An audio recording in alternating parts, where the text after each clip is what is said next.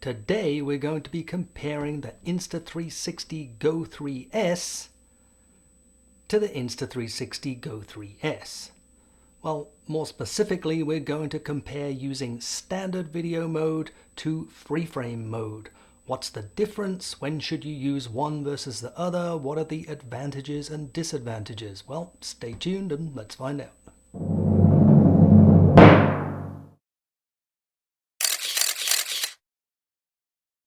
Like most, if not all Insta360 cameras, the GO 3S offers FreeFrame mode.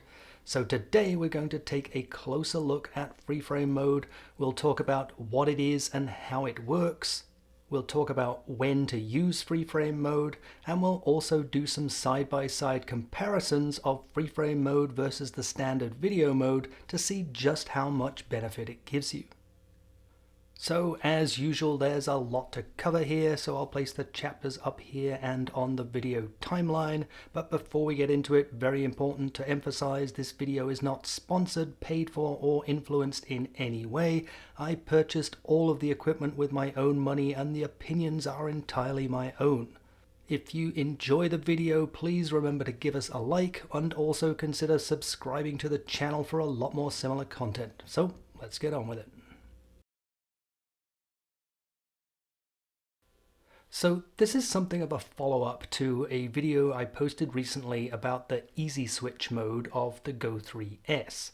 Now in that video we talked about the sensor of the GO 3S being a 12 megapixel sensor measuring 4000 pixels wide by 3000 pixels high, which allows you to record video in up to 4K resolution, but only just. So if you're recording in 16:9 aspect ratio, you can record in 4K as long as the camera is in the horizontal position.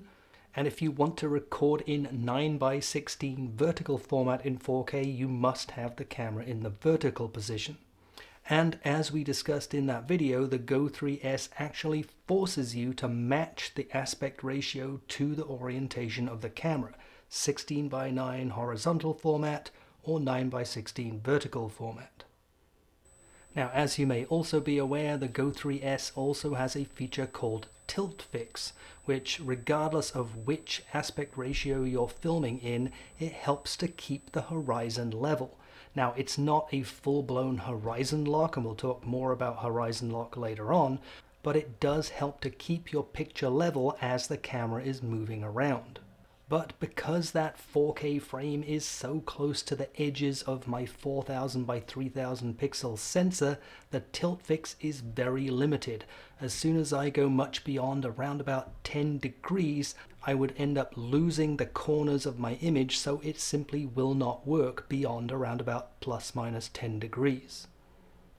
And the solution to all of this is FreeFrame. With the FreeFrame mode, basically the GO 3S just records everything across the entire sensor, and it allows you to pick what aspect ratio you want later on. It also extends the tilt fix mode to full horizon lock mode, so it really doesn't matter what orientation your camera in or how much is being shaken around or moving around, you still maintain a solid and level image. So with FreeFrame mode being so versatile, giving you the ability to reframe in any format and have complete 360-degree horizon lock, you might be wondering, well, why even bother with standard video? Just film in FreeFrame all the time. Well, there are a couple of very good reasons why you don't want to do that, the first of them being the extra work involved.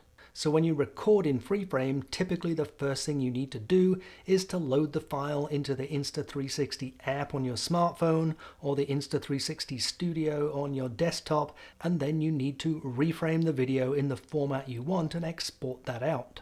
Now, the output file from FreeFrame is actually just a 4:3 format MP4 file.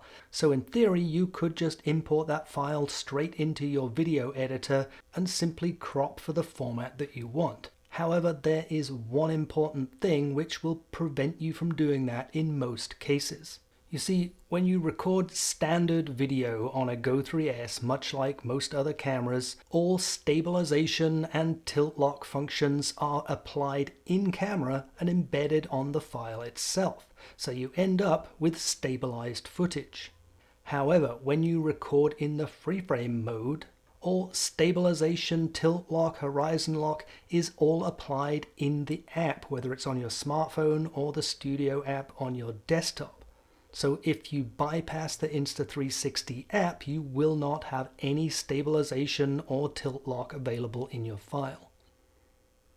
The second reason you probably don't want to use FreeFrame is for the file size. You see, when a Go 3S records in standard video, it records at 60 megabits per second bitrate, which generates video files of around about half a gigabyte per minute of recording. Now, if you compare that to the FreeFrame mode, that uses 130 megabits per second, which results in file sizes about twice the size, so around about 1 gigabyte per minute of recording. And of course, when you consider that the Go 3S does not have a swappable memory card, you are limited to the memory in the camera itself. That's a very important limitation. And one final reason why you might not want to just use FreeFrame all the time is image quality. Now, don't get me wrong, as we'll see in the testing, there are definitely situations where the FreeFrame mode can help you get better image quality, or let's just say better results. But outside of those situations, typically the FreeFrame mode will yield lower image quality than the standard video mode.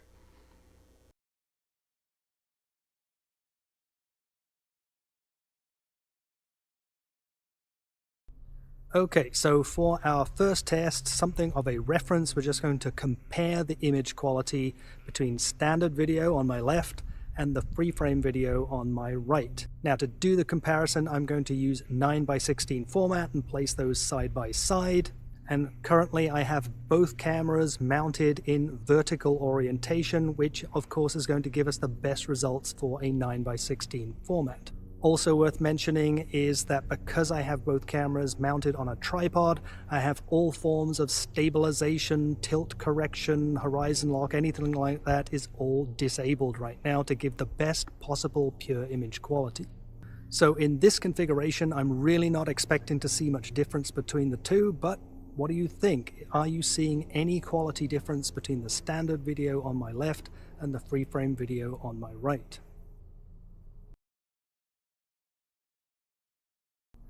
Okay, so now for the second part of our aspect ratio test, what I've done is I've turned the cameras to their horizontal orientation.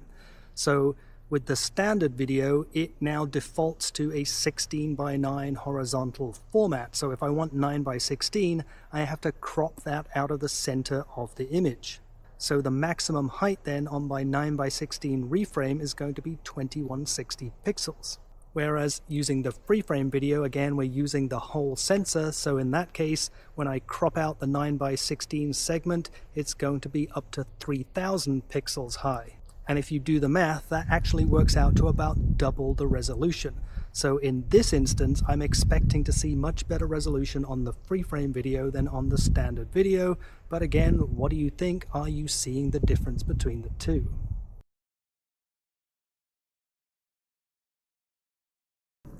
Okay, so for our next test, we're going to do some gentle walking and talking. And because I'm moving, I now have enabled standard stabilization on the standard video, and I've also turned on the tilt fix. I still have both cameras in a vertical orientation to give the highest quality 9:16 image. So how do these look? How do they compare? Again, I've got standard video on my left, and I have the FreeFrame video on my right. And again, we have stabilization now enabled.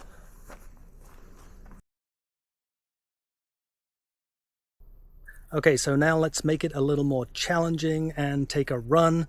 On the standard video, I have upped the stabilization to the max, and on the FreeFrame video, I have enabled 45-degree horizon locks. So that really should make for a rock-solid video. So let's see how it works.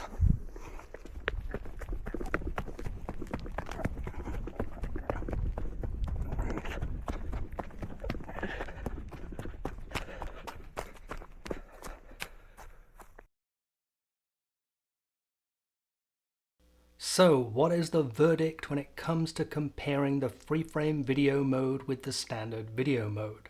Well, I think first off, it's fair to say that if you don't need FreeFrame mode, then standard video is definitely going to give you better image quality and better results. So, what are the situations where it's worth the extra work and the bigger file sizes in order to use FreeFrame video?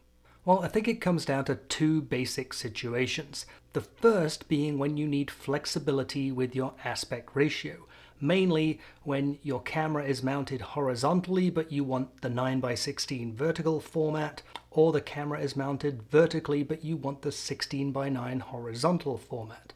In those two situations in particular, I think FreeFrame can give you better results, although to be honest, based on my test results, I did think the difference would be more noticeable. The second situation where you're going to want to use FreeFrame mode is if you need strong stabilization and in particular the horizon lock feature. Now that being said, when it comes to just standard stabilization, if you look at the walk and talk footage, I think that both the standard video and the FreeFrame video did a perfect job when it comes to stabilization, but here again, I think the standard video had the edge when it comes to the overall image quality. But when we turned up the stabilization to the maximum, you could see in the standard video a lot of digital artifacts in the background, and when it came to the horizon lock, of course, it had no chance in matching the FreeFrame video. So that about wraps it up for another video. I hope you enjoyed it and got good information out of it. If so, please remember to give us a like and also consider subscribing to the channel. Now, if you have any comments, any input, any suggestions for future videos, please drop those into the comments section. Otherwise, thank you for watching.